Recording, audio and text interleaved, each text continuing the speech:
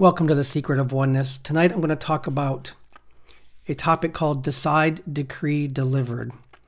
And I'm going to start off with a quote from Neville Goddard, but before I do, I just want to remind everybody that as I go through my notes, there may be things that you miss or don't understand, or I discuss something like in a Hebrew letter or something along those lines that may not be clear as I'm walking you through it here. All of these notes will be down in the description below, so you can go through the notes and refer back to everything that I'm talking about here, okay? All right, so let's get started. So this Neville Goddard quote comes from Your Faith is Your Fortune in chapter 2. And it says, "Nothing has ever appeared in man's world but what man decreed that it should.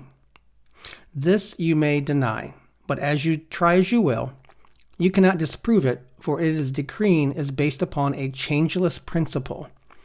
Man does not command things to appear by his words, which are, more often than not, a confession of his doubts and fears. Decreeing is ever done in consciousness." So that's a very powerful quote when you read it and you understand it. What sticks out to me is it says, man does not command things to appear by his words, which are, more often than not, a confession of his doubts and fears. And we do that all day long. We say, well, I don't think I can do that. I can't afford that. What if we get over there and they don't have it? All these doubts and fears all day long. But all of those doubts and fears come from the carnal mind, and you speak them out.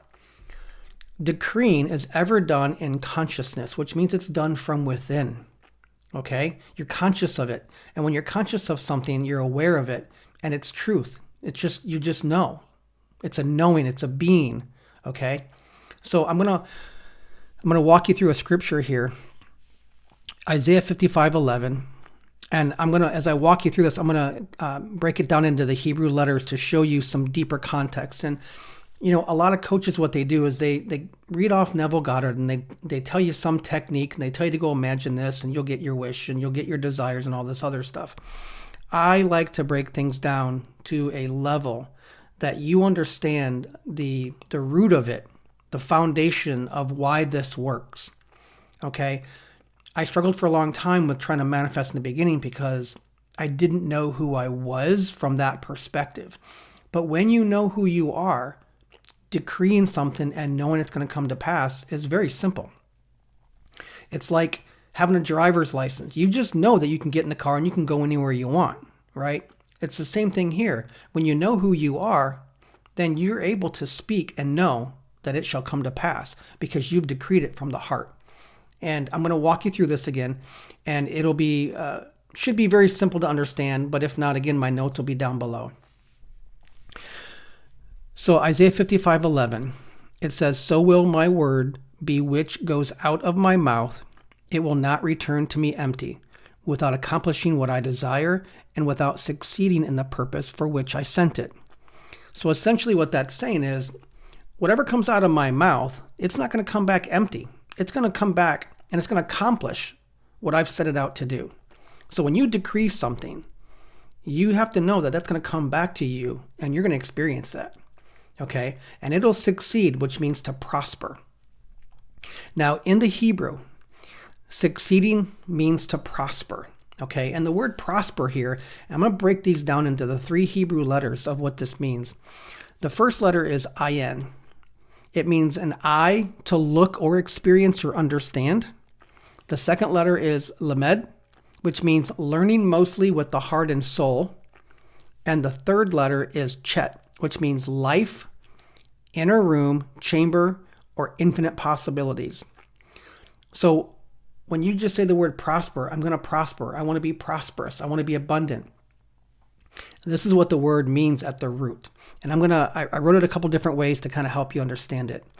So prospering, it will prosper, okay? You're going to see and experience from the heart, which is the inner room or the chamber of all infinite possibilities, okay? Another way that you can say it is what you say as truth. And remember, truth comes from the heart. You will experience. And there are infinite possibilities. So you can experience infinite possibilities when you speak something from the heart. The way that you know, and I kind of mentioned this a minute ago, that when you speak something from the logic or the carnal mind, it's not, it's just logic. It's thought. It's thinking. Okay. And thoughts don't manifest. Thinking doesn't manifest. It's that knowing. It's that power from within you, from the inner chamber. Okay. And again, succeeding means to prosper, which means you're going to see and experience what you speak from the heart, because that's the inner room. That's the chamber. Remember, Jesus said that the kingdom is within. And the word kingdom means royal, rule, and reign. So when you royal, rule, and reign over something, it's going to prosper. It's going to come back to you, and you're going to experience that. Okay, so let's move on to the next scripture here that I have, and it's Job 22:28. And this one says, "You will also decree a thing, and it will be established for you, and light will shine on your ways." And the word established, or let me go back. In the beginning where it says, you will also decree a thing, I have here, in the Hebrew, it means, and you will utter. That's what it means, is to utter something, or to decree, or to speak. So in the Hebrew, what that means, the 3 letters for this is Gimel, which something lifted up or rising up, like a camel would stand up, right? Zayin, which means a weapon, a sword, to cut or pierce. And Resh is the 3rd letter, which means it's the head or the highest point. Okay? So you will also decree a thing, and that means you will utter. What that means is, metaphorically, it means, it uses such as making a decree or decision. It kind of means a decision or decree. Now, here's what's interesting. The term conveys a sense of separation or determination, often implying authority or finality in the action. So think about it. The 3 words here, Gamel, Zayin, or Resh, means something lifted up or raising up, a weapon or a sword to cut or pierce, and the head or the highest point. So it's almost like saying, when you're decreeing, when you're uttering something, you're cutting off the head of something. Okay? You're separating, you're determining. It's finality in action. And it's interesting because it almost like it cuts from good versus evil. It cuts it in half. You're making a decision. You're decreeing, this is what I want.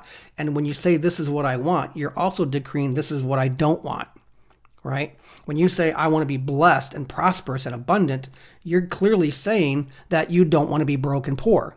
At the same time, it's separating. It's separating those terms. And it's finality in action. So when you utter that, that's what that means when you decree it. You're determining. It's a determination, and it's finality, because you're cutting it in half. And it will be established in the Hebrew.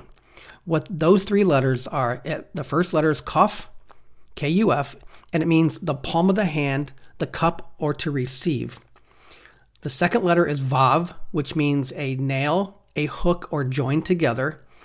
And the 3rd letter is Mem, which means mighty, water, or manifestation. Okay. So remember, you're going to decree something, and then it says, what you have decreed will be established, means you'll be joined, nailed, hooked together, and it'll manifest. You'll receive it. So when you think about this in the bigger picture, what it's really saying is, you will also decree a thing, and it will be established for you. What it's saying is that when you determine and you have that authority and that finality in action, you'll be joined, nailed, or hooked to that manifestation. It'll be brought to you. It'll be joined to you, and you'll receive it. Okay?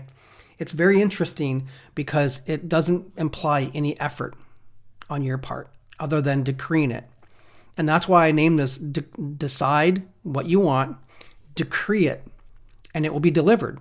You'll be nailed to it, you'll be hooked to it, and it'll manifest. And think about this too. If you're nailed to something, you can't let go of it. You can't get away from it. If you're hooked to it, you can't get off of it. You can't get away from it. So that manifestation, once you decree that, you're nailed to that. You're joined to that. And there's no way outside of that manifestation showing up. Okay? And remember, this works for good and bad. Okay? And it's a lot like faith. When you decree it, when you decree something in your life, a lot of people in church and pastors and things or ministers, They'll decree healing over somebody and they'll be healed. But you have to remember, people that say, oh, I've experienced demons before. I've had an encounter with a demon. Well, you have to remember, you're decreeing that. So what are you going to do? You're going to manifest that. You're going to experience it.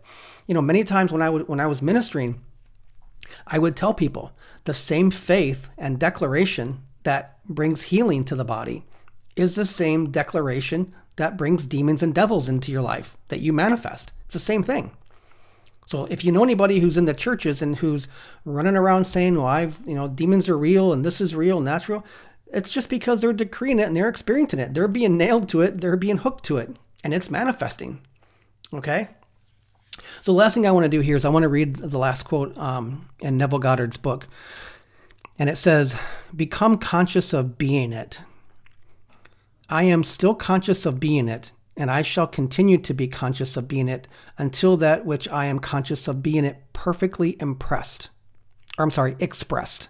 Perfectly expressed. Yes, I shall decree a thing, and it shall come to pass. So remember, when you decree something from that position of authority, that inner man, that inner chamber, that will be nailed to you, and it will be brought to you effortlessly.